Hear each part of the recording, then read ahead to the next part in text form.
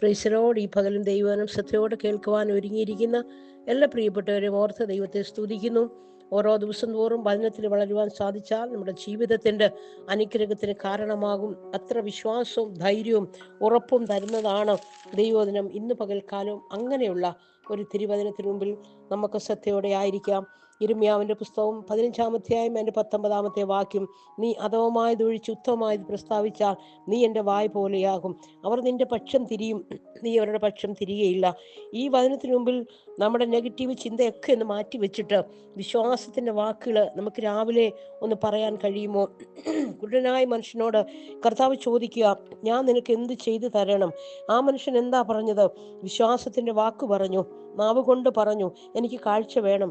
കർത്താവ് പറഞ്ഞത് എന്താ? നിങ്ങൾ ഏതെങ്കിലും വീട്ടിൽ ചെന്നാൽ ആ വീട്ടിന് സമാധാനം എന്ന് പറയണം. നമ്മുടെ നാവിന് അത്രമാത്രം ശക്തിയുണ്ട്. മറ്റുള്ളവരെ അനുഗ്രഹിക്കാനുള്ള ശക്തി നമ്മുടെ നാവിന്മേലുണ്ട്. നമുക്ക് സൗഖ്യം പ്രാപിക്കുവാനുള്ള ശക്തി നമ്മുടെ നാവിന്മേലുണ്ട്. അത്രമാത്രം അധികാരം നമ്മുടെ നാവിൽ ദൈവം തന്നിട്ടുണ്ട്. കർത്താവ് പറഞ്ഞില്ലേ, വെളിച്ചം ഉണ്ടാകട്ടെ എന്ന് പറഞ്ഞപ്പോൾ വെളിച്ചമുണ്ടായി. വിശ്വാസത്തിൻ്റെ വാക്ക് നമ്മുടെ നാവിന്മേൽ അധികാരത്തോടെ വിളിച്ചു പറയാമോ?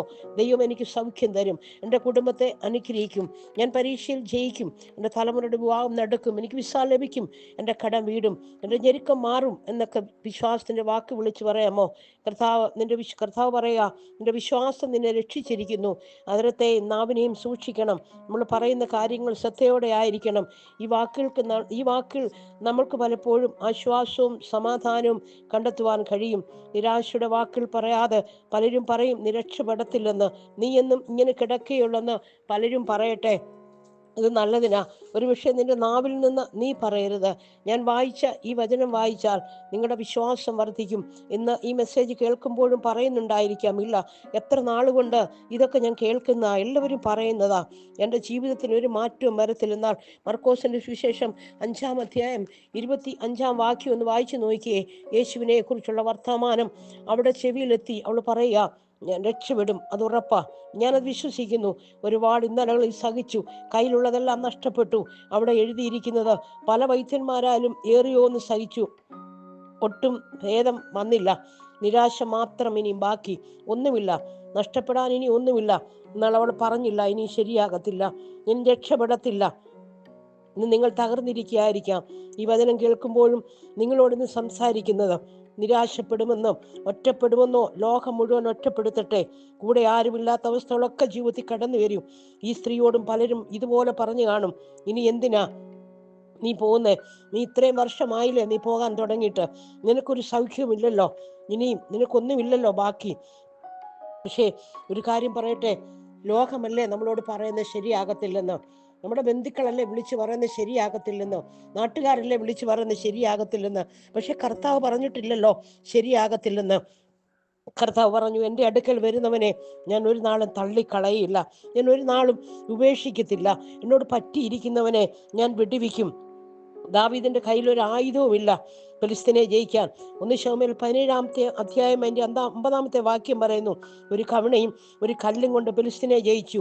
യുദ്ധം യഹോവയ്ക്കുള്ളതാ. ദാവീദ് പറയാ, എൻ്റെ കയ്യിൽ ആയുധങ്ങളോ ഒന്നുമില്ല, സൈന്യങ്ങളൊന്നുമില്ല, വലിയ ആൾക്കാരുടെ ബലം ഒന്നുമില്ല, ഒരു സാധാരണ മനുഷ്യൻ, ഒന്നിൻ്റെയും ബലം എടുത്തു പറയാൻ എനിക്ക് ഒരു ബലവുങ്ങളില്ല, എൻ്റെ കയ്യിൽ ഒന്നുമില്ല. പക്ഷെ ഒരു കാര്യം എൻ്റെ കയ്യിലുണ്ട്. ഞാൻ എങ്ങനെയാണോ വരുന്നത്, ഞാൻ വെറുതെ അല്ല വരുന്നത്, ഞാൻ യേശുവിൻ്റെ നാമത്തിലാണ് വരുന്നത്. ഞാൻ നിരാശയുടെ വാക്ക് പറഞ്ഞല്ല വരുന്നത്.